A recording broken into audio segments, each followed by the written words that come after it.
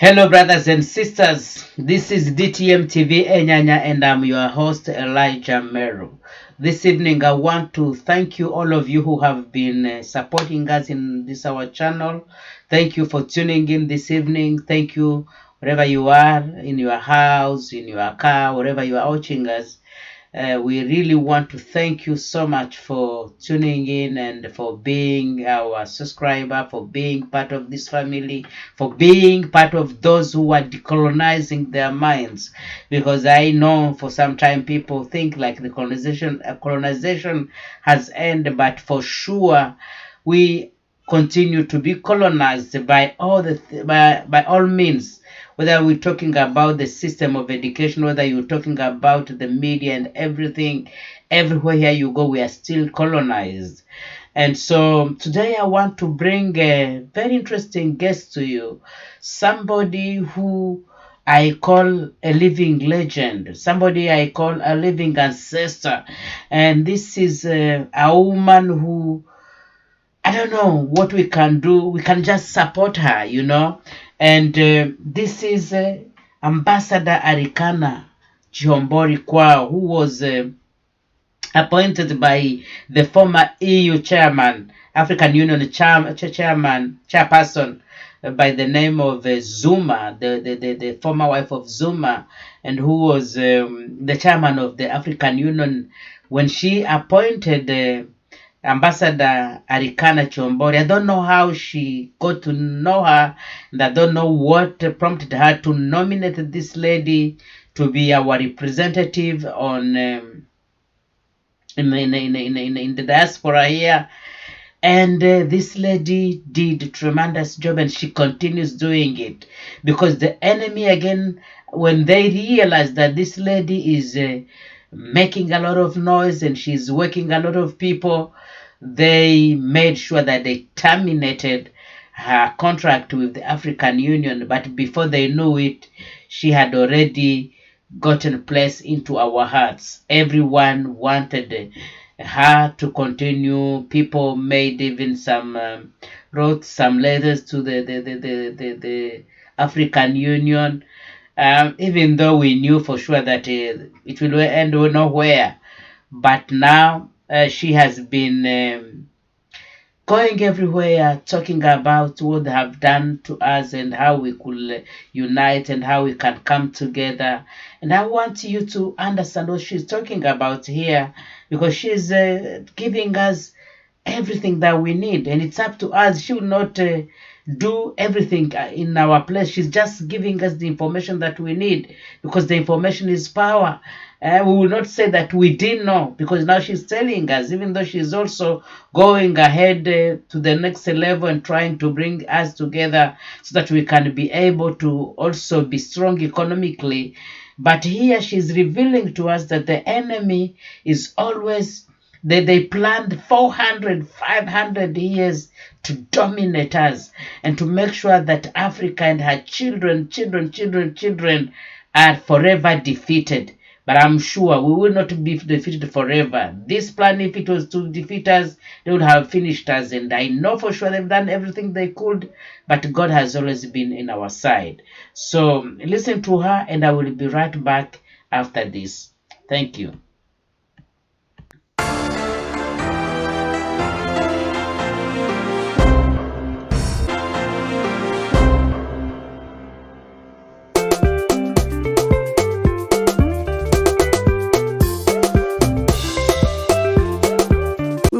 Of them in our civilization.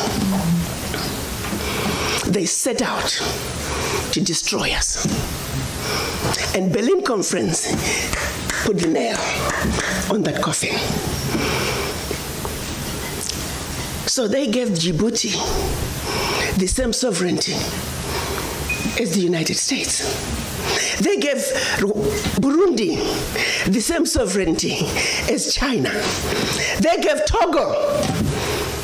You see, the EU realizes individual little countries, they can't survive on the world stage. So they came together as the European Union. Now picture this now. So they cut up this Africa into the tiny little countries, small economies that could never never survive on their own, but gave them the same sovereignty as the big boys. So that way, when the little bitty countries go to the world stage for the purposes of development and discussing trade, they're wannabe boxers who are being thrown into the heavyweight boxing ring every day. How do you put China in the same boxing ring with Eswatini? Eswatini has 1.2 million people. China has 1.4 billion people. And you put them on the same stage and say, go at it, negotiate. Are you with me? Yes. This is insanity of the highest order. How have we allowed this carnage to go on? When Eswatini is thrown in the same boxing ring with China and Eswatini collapses before Eswatini even gets on the stage, the world says, well, Eswatini, what's wrong with you? Why can't you take care of your people? Well, China came in and said, Eswatini, give me all your gold or else. And if Eswatini does not agree, they just go on next door to Lesotho and give Lesotho an extra $1. And if Lesotho doesn't take it, they just jump on to Togo, Central African Republic. It was all by design. 1884. They did something else in addition to chopping us up. They also set out to make the African believe that everything African was bad and undesirable, and everything Western, particularly French and British, was more desirable. We call that the legacy of colonization. Prior to that, they had started long working on the slaves. Make them think everything about them, forget anything about Africa. Where you come from is a horrible place, diseased and dying people, constantly at war with themselves, uncivilized. Cut out any communications with them. You need to just know what we tell you. And we call that the legacy of slavery. So that's where you look at where we are today. 135 years later, a system that was put in place to see to it that Africa and her children are forever defeated, that Africa is forever exploited, remains in place today, alive and well. And we sit here and we ask ourselves, why isn't Africa moving forward? Why does Africa continue to be taken advantage of?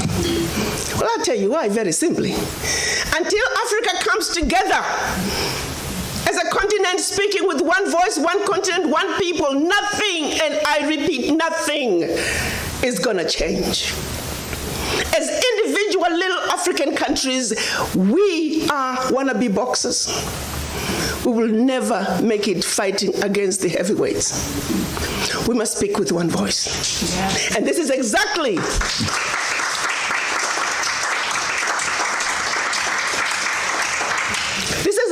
what our Pan-African leaders wanted to see happen in 1963 when they came together in Addis Ababa, Ethiopia. They clearly stated that Africa for the Africans at home and abroad, and that African Union was now. They said Africa must speak with one voice. It is the only way for Africa to take its rightful place on the world stage. Sadly, when they went to Addis Ababa in 1963, they were divided. We had two factions, the Casablanca group and the Monrovia group. The Casablanca group were saying Africa for the Africans at home and abroad, and African Union now. This was Ghana, Guinea, Mali, Egypt, Morocco, Algeria, and Tunisia. Only 7.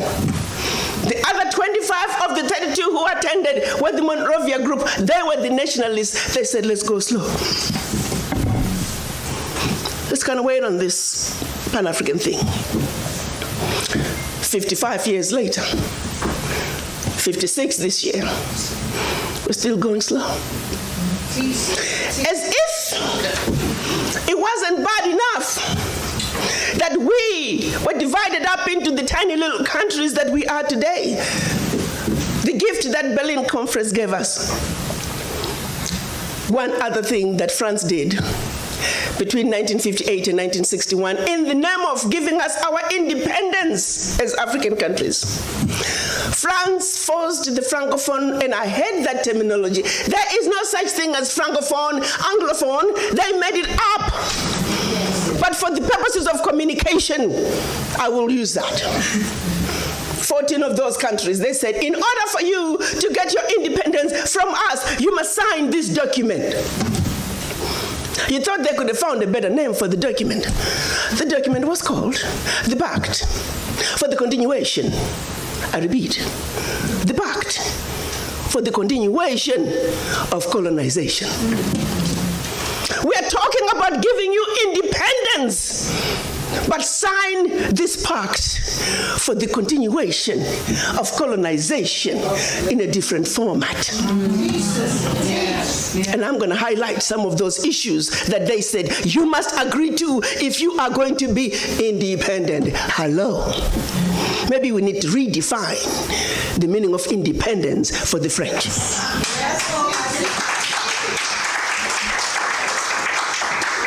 First, France said, you see, you monkeys, you don't know how to manage your money. We're going to demand that you deposit 85% of your bank reserves with the French Minister of Finance. Under the French Central Bank, under the control of the French Minister of Finance. France is then going to take your 85% bank deposits from each and every one of you. Deposit those funds in the French stock market under the French name. And you may or may not know the returns. Today, as we speak, the latest figures are saying for every 14 billion that France invests in the stock market from Africa, they are realizing upwards of 300 billion in return. Every year in, year out, because of these deposits from the African countries, France is taking out of Africa over $500 billion. Now figure it out. For every 14 billion, the returns on the investment are over 300 billion, and they are taking over 500 billion. So in actuality, France is taking out of Africa trillions of dollars year in and year out from us poor people, Africans. Back to the pact. So should you want to access some of your money that you have deposited with France, you have to submit your country's financial returns. And if approved, you get to get it as a loan. You can only access up to 20% of your money year in, year out as a loan at commercial interest rates. Your own money. As if that was not enough. They said all your minerals discovered, yet to be discovered, all your oil discovered, yet to be discovered. France and French companies have the first right of refusal. If there's anything left over that the French companies do not want, your people might have. To this day.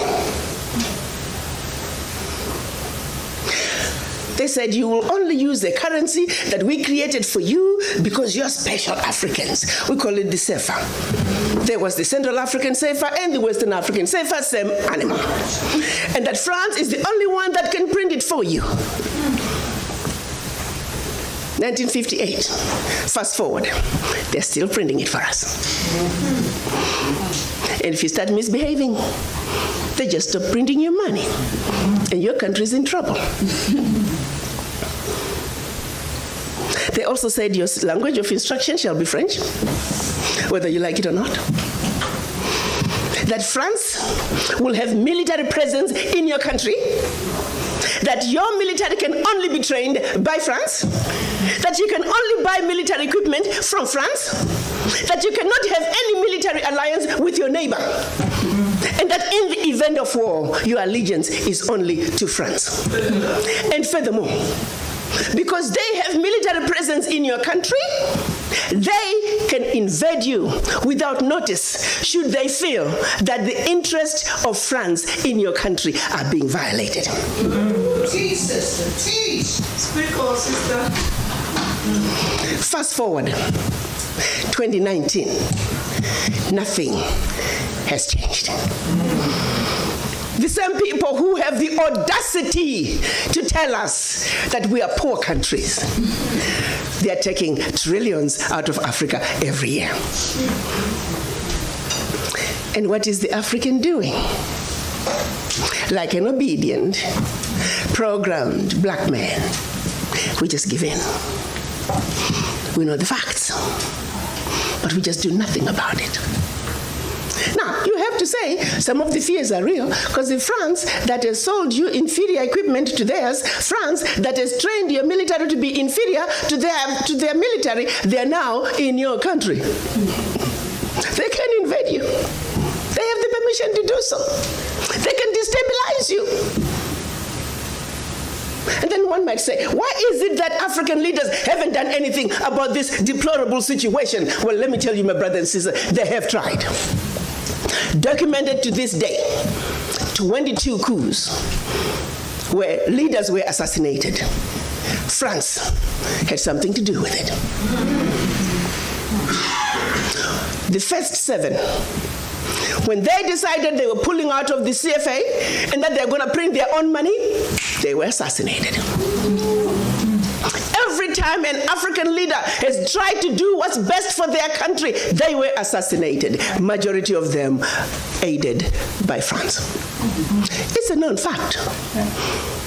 And then others, they were just mercenaries who felt that when there was a natural resource discovered in one country, they wanted to create a coup. So while the country is thrown into a civil war, they're siphoning the natural resource. We know of one particular story that had we not known about it, it would have been, oh, there we go again, the Africans. In about 25 years ago, a group of young, rich white kids were having fun in Cape Town. They found out that there was oil in Equatorial Guinea that had just been discovered, and they wanted it. So they set out a plan to have a coup in Equatorial Guinea. So while the Guineans are busy fighting a civil war, they will be siphoning the oil. But they made one mistake. There were 2 planes. One was to leave South Africa, stop in Zimbabwe, pick up more ammunition on their way to hunt in Equatorial Guinea. Another plane was taking off in the Caribbean that had this puppet diaspora who was supposed to be the next president. Mugabe wondered why such young people needed such powerful ammunition to go hunt in Equatorial Guinea. In doing his research further, he found out that this was a coup in the making.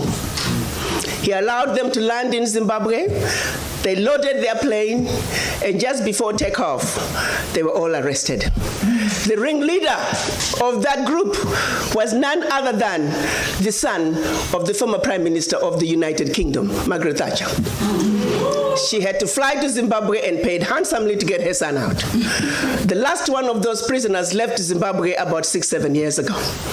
Had these young people succeeded, it would have been another coup. There you go, the Africans again. Such, my brothers and sisters, is the story of your Africa. They don't do coups anymore. They simply create instability. So when you hear of an instability in an African country, ask yourself, what is really going on? Because what they are telling you is really going on is just a shiny object. The real issue is over here. And you need to stop before you start being used as an instrument of your own self-destruction.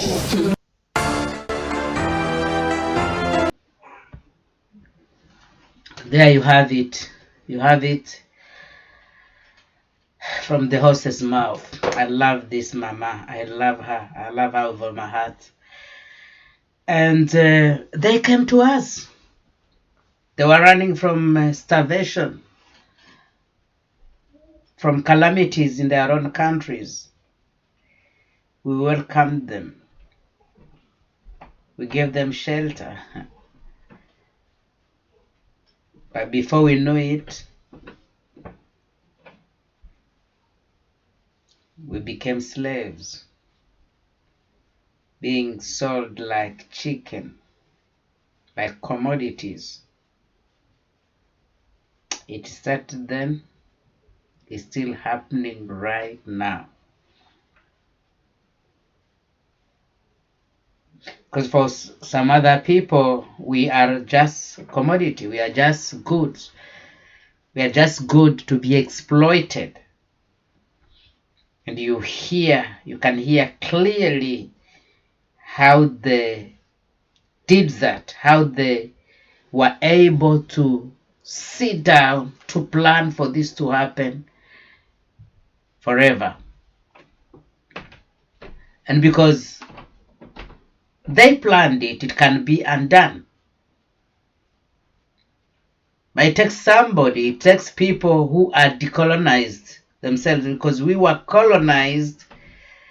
And even when they said like they left our countries, but we're still being colonized in our minds, our economy. Everywhere we go, we are just exploited economically. And then you have our leader who stands up as a man and wants to serve his people. They call him names, and the next day we know he's killed. Brothers and sisters, it's our time to stand up and fight. Enough is enough. God bless you.